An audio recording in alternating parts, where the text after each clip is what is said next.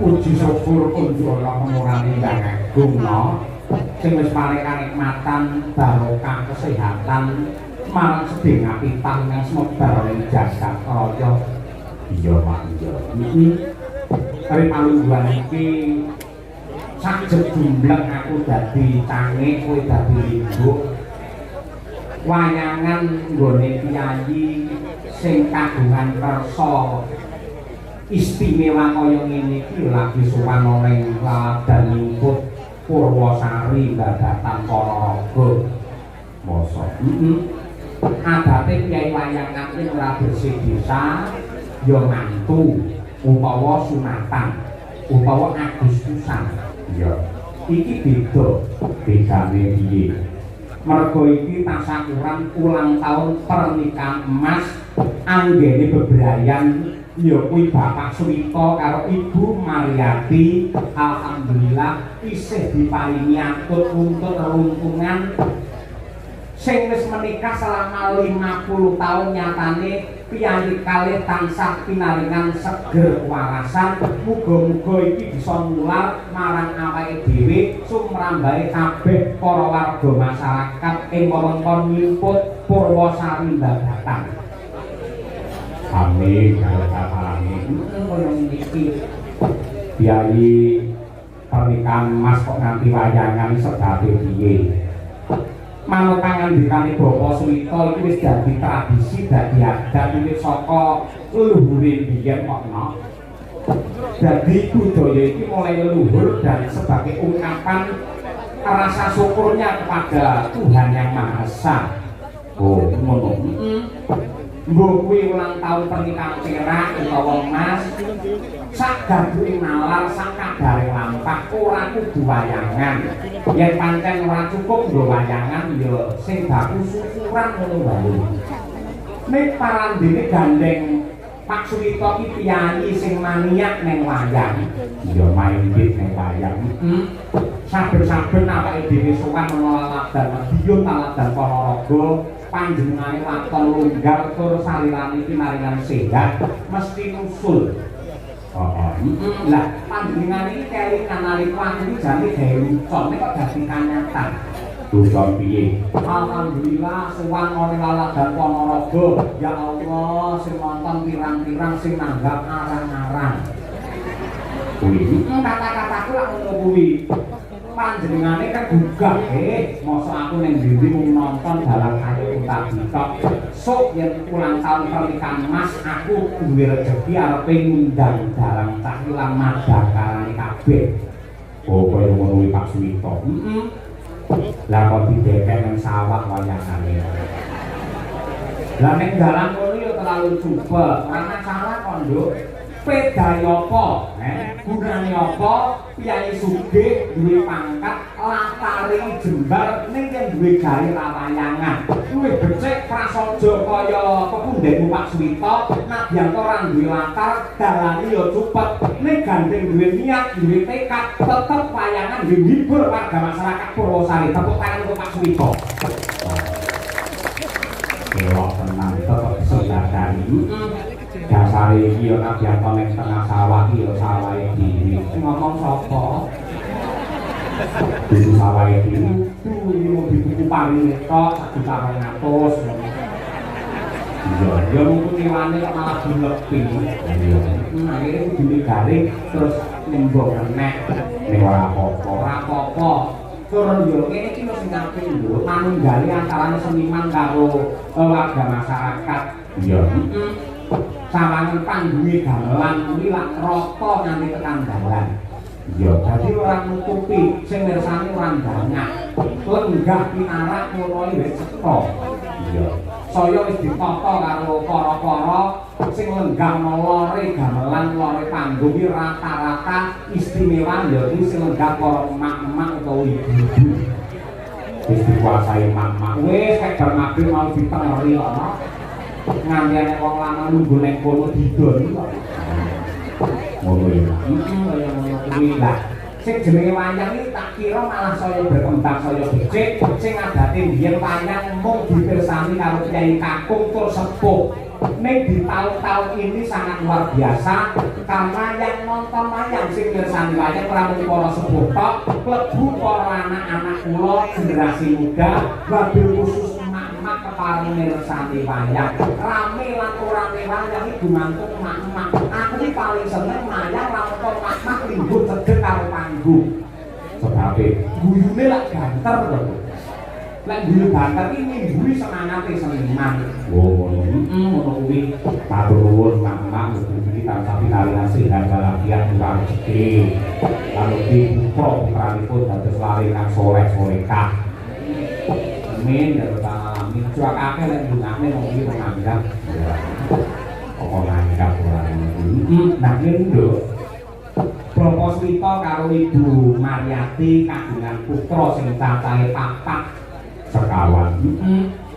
Ingkang sepisan ya kuwi Mas Bagus Setiawan. Angka 2 Mbak Ani Puji Rahayu, angka 3 ya kuwi Mas Kliwon, angka 4 ya kuwi Sugeng Suprandogi sing akrabe diundang ya Yoyo. Oh, iki dadi dampu Yoyo ketemu Yoyo. Sing bayari Yoyo sing ditangkap Yoyo. Ya. Apik judul. Amin ya Rabbal alamin. Lah, nuwun sewu kejaba saka kuwi Pak Suwito ki ya sore mau ki rada ngeluh ketemu Pak Dalang. Dados nggih kula mriki dusun nyumput mriki Purwosari mriki udakara pun 20 taun kiai mriki jelas boten nate nanggap panjang. Niki kula wiwiti dhisik muga-muga iso nular alhamdulillah mau bar magrib dipandhegani karo Mas Tarik Purwosari didherekake karo para BPD lan sepuh perangkat desa ngejot awake dhewe sisan gawe pengumuman sok tanggal 20 Mei bersih desa di lapangan Purwosari. Layangan ini saka Pak Suwito. Iya. Iya Pak Wito mau menerima Pak Dalang nanti dadi menang pirune karo Pak Lurah layangan teng lapangan Nuwun Sewu gawe matarane kula mangke ra ketang sewu kula mangparingi. Sila kata-kata dhewe wae. Aku mau dugal kono, dugal ya. Lah inti sarine nyung tuwa kaya Pak Wito karo Bu Mariati aja dadi bojo bisa dadi jodoh. Oh, orang dadi bojo ning dadi yo jodoh yen bojo iki ditambahi aku elek. Ya bojoan. Yen jodoh wae temenanan becik, ngerti kok bedane bojo karo jodoh. Ngertos mak ngertos dengan api paling dalu. Bedane bojo karo jodoh. Bojo kali jodoh menika menggawe ketang benten. Menawi bojo menika namung kadasar wonten tata lair wujudipun kasat mripat. Tegesipun namung winatesan ing keluargakan mila yang pados bojo menika langkung gampil awit syarat-syaratipun winatesan namung tata lair. Lanang wadon gelem karo gelem, seneng karo marem, kirine butuh sing ana butuh, sing lanang karep sing wedok moyah. Niku wis dadi bojo. Terus mila saking menika tiyang bebujukan ingkang namung adhedhasar peningawadah lan siwurung hargane hawa nafsu menika adaanipun boten lestari. Tegesipun bubar tekandalan mergo talune katresnan namung kaiket pundak kumpul dening kepinginan lair ingkang sari owah diusir. Kuwi bojo nggih, yen jodoh menika dunungipun mapan wonten ing datos ingkang tulus, ati ingkang resik pinuntun dening roh suci. Mila saking menika rehni manungsa boten wonten ingkang sampurna pramila bab jodoh kaliyan bojo menika Gusti ingkang nyipta jagat ingkang renang mentokaken betasan dipun aling-alingi gunung pitu segara pitu yen kira sampun kinudrat dados jodoh tinuku sarwa laku boten dadi kirang margi maku. Bener. Dadi ora mung dadi bojo ning jodoh kaya Pak Suwito kuwi ya. Nggih, ingkang sae kados mekaten. Kula didongake dijeke mugi-mugi keluarga Bapak Suwito, Ibu Mariati, putra wayangipun sedaya wiwit ing ratri menika ngantos pungkasaning jaman tansah mandhayu lan rahayu dipun mindak para sirna mbara daduki tansah pinaringan sehat lahir batin, pinaringan panjang yuswa rezeki kang limpah ruah kebak ing barokah, pinaringan tentrem lahir batin keselamatan donya tekan akhir. Allahumma Hasbunallah wa ni'mal wakil.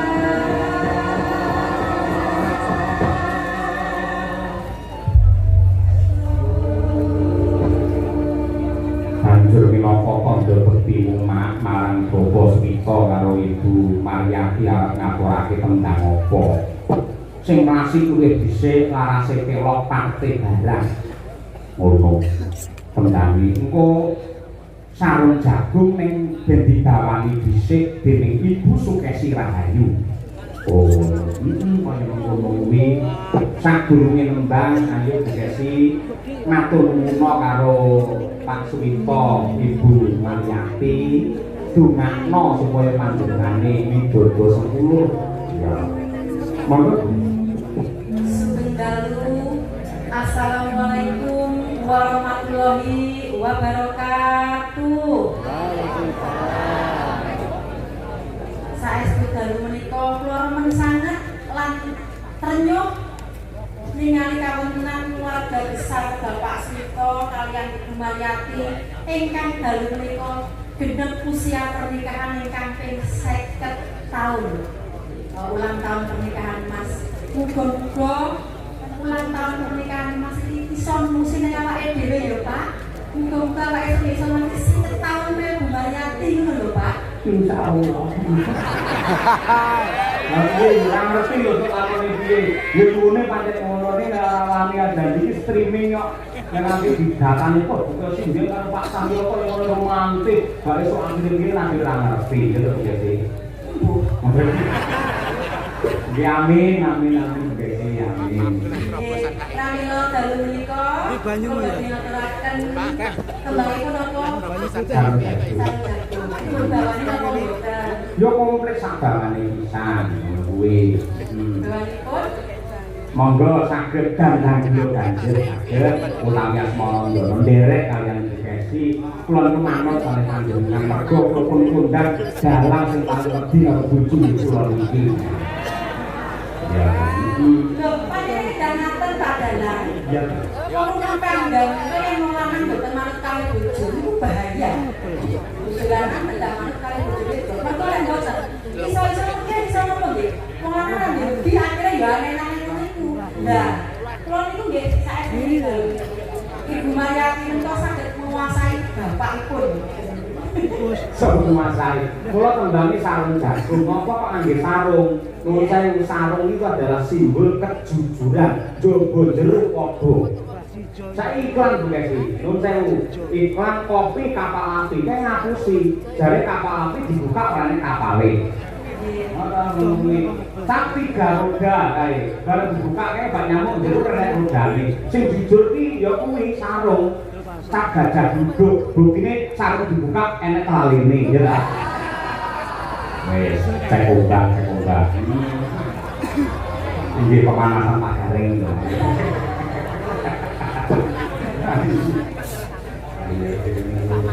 Ampara dulu.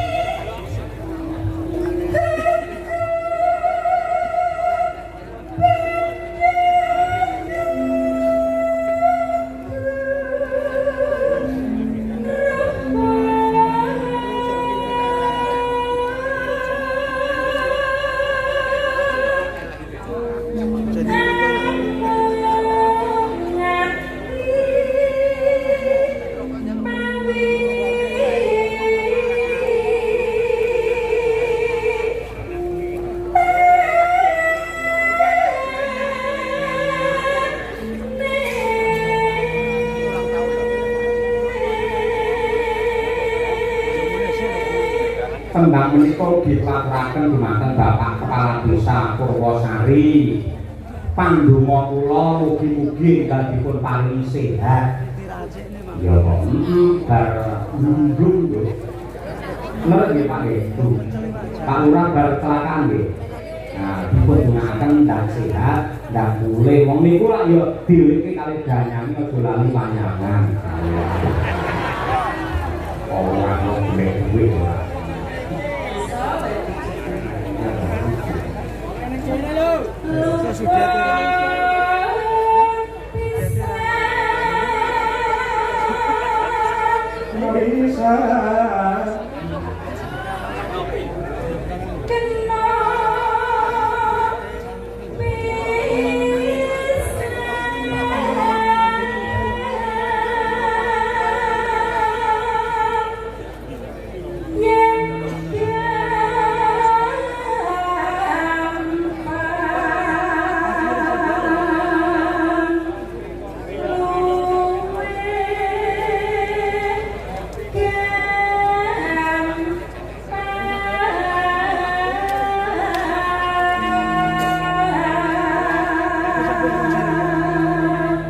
ugi nglapuraken minangka tandha sungkem pangabekti kula dumateng para kyai nyai pengasuh pondok pesantren Laladan Ponorogo wabil khusus ing pondok Panisanga Ngabar ya sing winginane Kyai Ihsan digerakake karo Kyai Zainul pindah ning Jaben Karanganyar pondok Panisanga sing biyen sering wayangan lan off bertahun-tahun insya Allah wayangan meneh besok tanggal 4 Juli wah ya kalau terme drama ya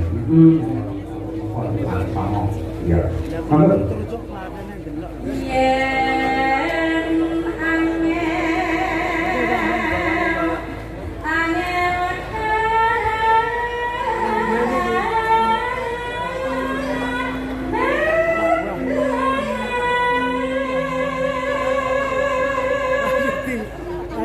aku ora kenal aku.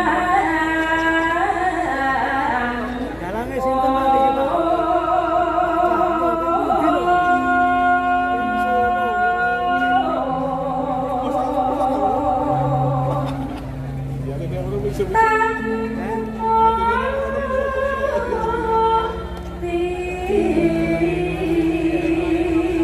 Amit ora kok cium.